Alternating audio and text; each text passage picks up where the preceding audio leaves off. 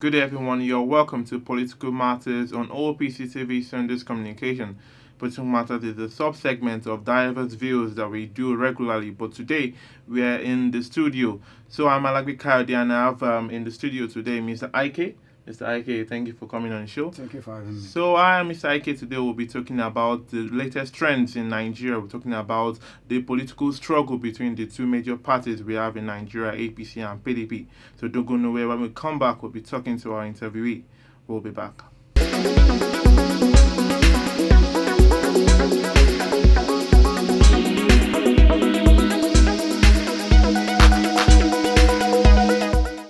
Welcome back to the show. They still Political Matters and OPC TV Sundays Communication. Also, Mr. Ike, once again, welcome back to the show. Thank you. Yeah, so let's quickly talk about what was written on the dailies. Let's start from Shekarau. The former Kano State governor said that if we are to select another president in 2023, it should come from the south. What's your reactions concerning this? Yeah, thank you. Yes. The former governor of Kano State, now a serving senator, Shakarao, Yes. made a very good point. That when you look at it, Northerners have been ruling. Yes. Now is the turn of South for we to rule. Now, the agreement is that this thing should zone to South. South, in a sense, I mean by South is from West here to East. So any of the zone from the South will produce the president 2023. It's a very good development. If APC we adhere to his advice, because he was just one man's opinion, like you saw when PDP said that there is no zoning in their own, that anybody can run from any geopolitical zone. Yes. Now APC have not really tell Nigerians that we are going to zone to the south or east or west, you understand, or back to north again. Nobody. He was just suggesting that for equity, fairness and justice to reign, that they should move this thing to south. But we have seen posters of Asiwaju Bola Ahmed Tinubu. Yeah, I think it should be one of the aspirants for the presidential elections. Yes, like Asiwaju Ahmed Bola Tinubu. Like I listened to him last time when they say there are posters full everywhere in Abuja, this state. He said that it's not. He have not even declared to run for the 2023 presidency. But as time goes on, we now see that he's on the track for it. He's an aspirant. There are other former governors from the south to here. Even the sitting governors now, when their tenure elapses that 2023, would like to join the distance. The Senate. Yeah. That's what they used to do. But do you think there's any likelihood that Asiwaju Bola Ahmed Tinubu will campaign and he will run for presidency? Yeah, he will run. Definitely he will run. But what he has not made it known. Yes, but I have not made it known because although he made it known to Nigerians, it's not yet time for him to just now underground work, consulting people from every other zone. But what I want the Southerners to do, they should come up with one voice, present a candidate. This person is our sole candidate, so that not you come out, B, come out, C, come out. At the end of the day, we will lose it all. Because you know that Southerners, we only had 17 states. Why Northerners? They are controlling about 19. Even in the National Assembly, Senators, they are the majority. Even in the Green Chamber, House of Reps, they are the majority. You understand? So what I want them to do, let them come up with something. This man, you are going to represent us and run. Then they will go into agreement. You understand? They will support the person to make sure that we disarm these people, because they have been in power since the inception of Nigeria. So we can't continue like this. Look at insecurity everywhere, every sector. Northern has surrendered everywhere. We can't continue like this. You just made mention about insecurity. And another adoption has taken place. This is in Kebbi. Yesterday you heard about bandits that overpowered the cops. Now overpowered security men. And I'm trying to think now that it is that we don't have enough armed forces to safeguard our schools and safeguard the north, or even safeguard Nigeria as a whole. What is really happening in Nigeria? Thank you. The problem is that really, that's the government to see ourselves. The problem is that tribalism, that's the problem of this insurgency and all this insecurity you are seeing. I have said it here severally. You don't give appointment based on he's my townsman, the father is my friend. You give appointment based on what? Merit. Who can handle this to do it? No matter the geopolitical zone the person comes from. You understand? But let the person work for the interest of the world, masses. Now, Mr. President, he was in Borno yesterday and the Yobe State. And he was commending Nigerian military that they are trying, that Nigerians owe them gratitude for their good work. You understand? Now I was watching him now. Then he was still in Borno. These people around 12 noon went to that federal government college, KB there, and adopted students. 5 teachers was adopted. A policeman was killed. The other one was critically injured. You understand? So when you see this insecurity in Nigeria, you know that really government are not doing anything. They have interest. In their own interest is their pocket, not the interest of the masses that voted them in. You will see them by next year, they will coming up, I will do this, I will do that, I will do this. Look at insecurity. There is insecurity in Nigeria, but it's not worse as it was then. Now, the thing works on daily basis. No zone is safe. From here to the south, to the southeast, even in the north, they are not even safe again. So government should be proactive. You understand? We had the new chief of army staff, Farouk. He should be proactive. You understand? And do his work without fear of interference. Do it like this. Don't do it like this. Nigerian government have vested much money into this insecurity of a thing. Now they say, like Alin Dumekeme was the senior committee chairman on army, that if they should release this 800 billion to Nigerian military again, that there is no cause again for Nigerian military to give excuse to Nigerians that we lack arms and ammunitions or this thing of underfunding. That's the problem. He said, let it be the end. No excuse again. Okay. Concerning this insecurity now, I want to ask, is it the prime responsibility of the federal government or of the state government? Because Governor Wike came out yesterday to say that Buhari should take charge of the insecurity that we have in the country. And also the federal government has also said that the state governments too, they should also tackle insecurity in their state. So who is supposed to tackle insecurity? Is it both of them?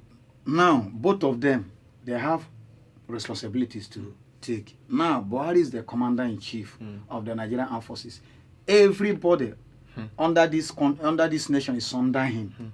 When Mr. President give order, say, go to this state, clear this side, military will take order. If the governor said, don't do it, they won't listen to the governor. Yes. You understand? I could remember during the time of the former President Olusegun Obasanjo, when he went to a particular village in Bayelsa State, Udi, that they killed one soldier. He asked the military to level everywhere. Both pregnant women, foul and this, and they cleared everybody there. You understand? Because he is the commander-in-chief. Now, when you come in terms of state governors, they are the chief security officers of the state. They also have their own responsibilities to do. In terms of security, you understand, is to protect the lives of their citizens. That's their primary responsibility as a governor. Not because they voted you in, not to loot. It's for you to work. Now, security is paramount in the state as the state governor. But the person that has major power over all these things is the presidency. That's the federal government, because they are the center of it.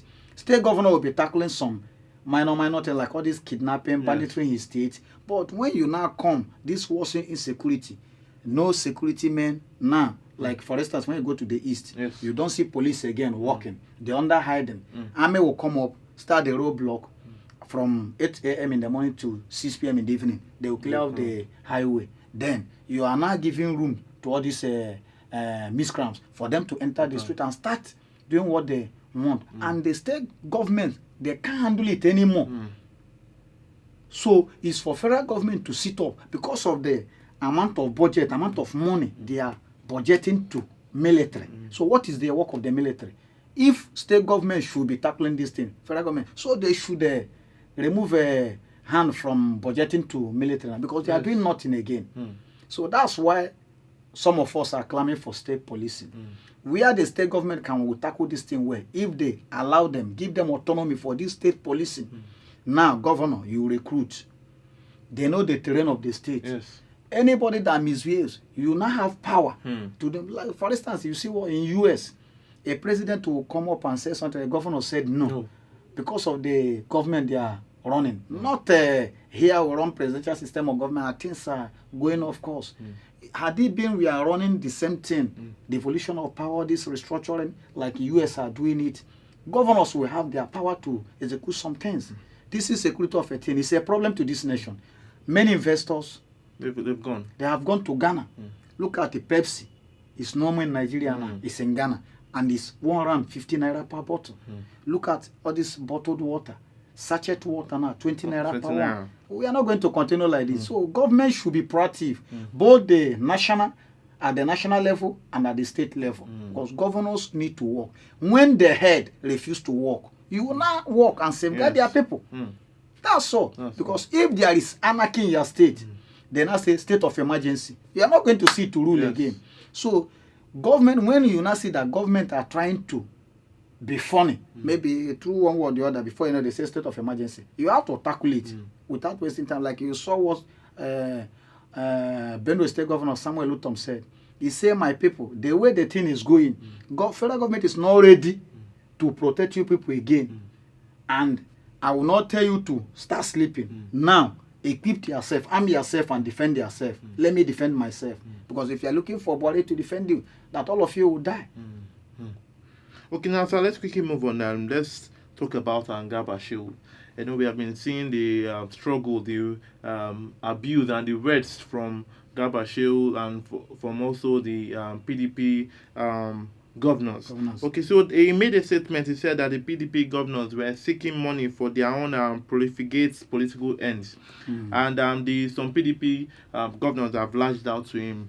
So these are governors that make up the entire nation. These are people these are our leaders, and they are fighting. And is it right for them to be fighting themselves because of a political party? Is it now the political party that they are more interested in, or than the people that they are supposed to be ruling?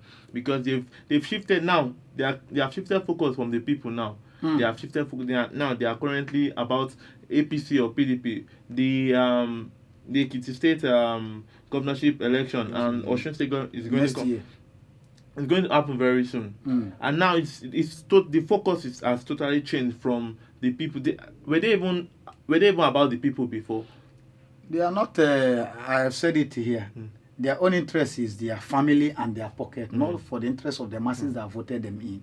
You see, the problem of this nation is that Garba Shehu, last time, former President Olusegun Obasanjo said that they should caution him that why must you drum a drum of war?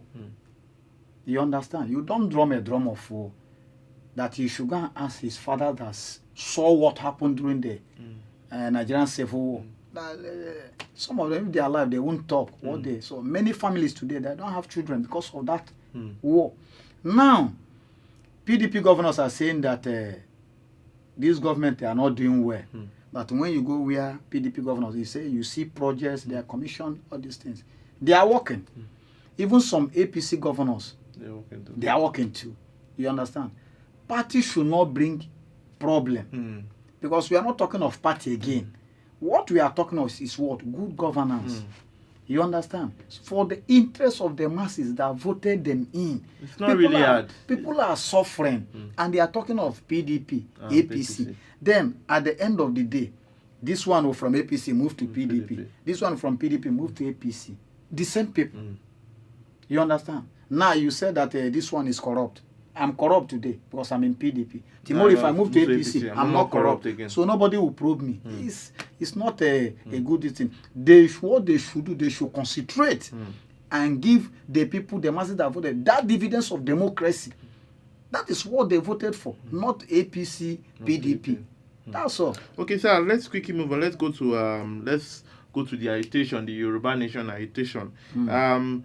Akintoye has said that we should not force the agitation because if you force it, it might be detrimental to Yoruba people.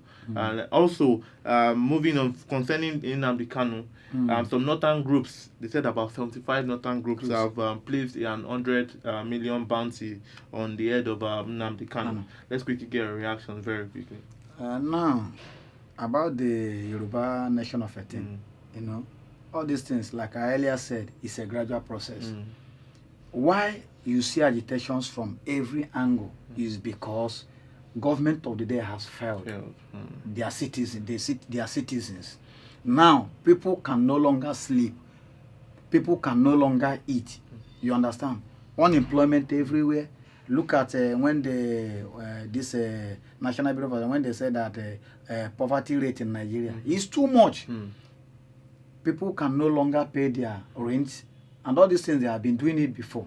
Now, Yoruba nation agitating for this. It's a good thing. You understand? But it's not something that we'll be saying we will die today to get it today. Biafra will come. Ududua will come. But it's not 2 days, 1 year, 2 years, something. You understand? It's a gradual process until the time when they now say it takes patience. It takes patience. Not that they are not going to do this thing. When Obasanjo was ruling, all these agitations is not there. When Leto Umaru Musa was ruling, even Jonathan is not there.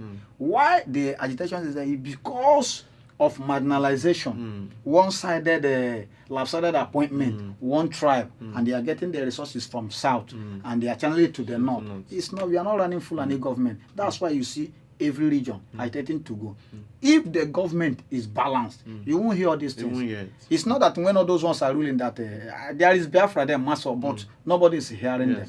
You understand? That's what brought all these agitations. Now let's go to Nnamdi Kanu. You know, Nnamdi Kanu made it known that he wants his own republic. Let him go. And so if all these northerners, if I'm a northerner, what I should advise them, those groups there, is that, look, since this thing is like this and it's getting out of hand, and all of them are feeling this pain, masses are feeling, you understand? What they should do, they should call their leaders to order. Their leaders should call them to order. Now, what are we going to do? Even if Nnamdi Kanu die today, Masob, IPOB will still be on. Because there are other thousands, millions of people following him. Even if you kill him today, even if Nnamdi Kanu went to jail, go to jail today and remain there forever, Biafra will still go on. This thing started from Ojukwu. Ojukwu is no more. Owazirike continued. Owazirike is no more there. Nnamdi Kanu is there now. Tomorrow may be another person.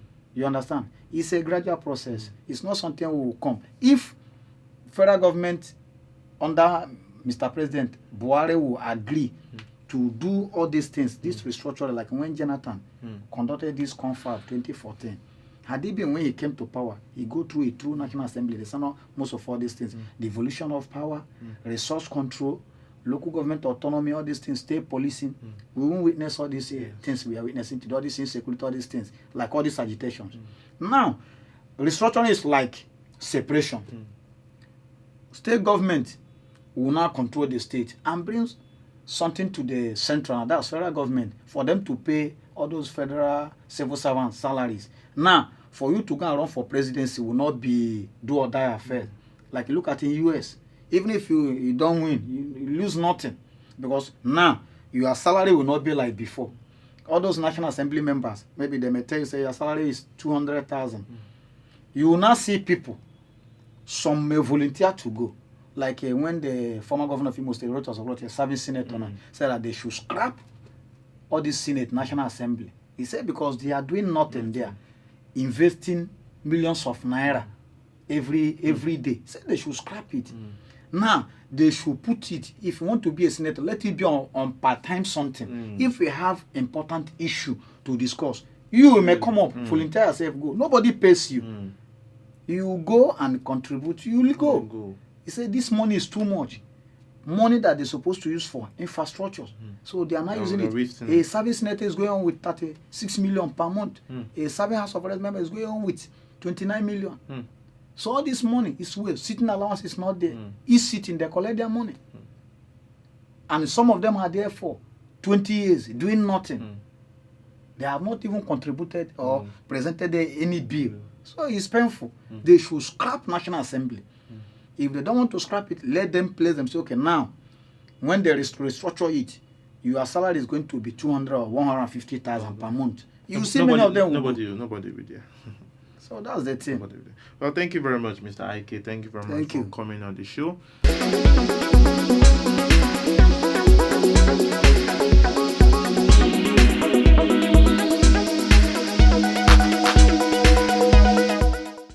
We have come to the end of the show today, and thank you very much for watching our program. I'm Alagbe Kayode, and don't forget to like, subscribe, and share our videos on different social media platforms. I want to use this opportunity to appreciate the person behind the camera today, Mr. Ife Johnson, and the pioneer of OPC TV, Prince Oshibote. From every member of the OPC TV crew, we say bye-bye.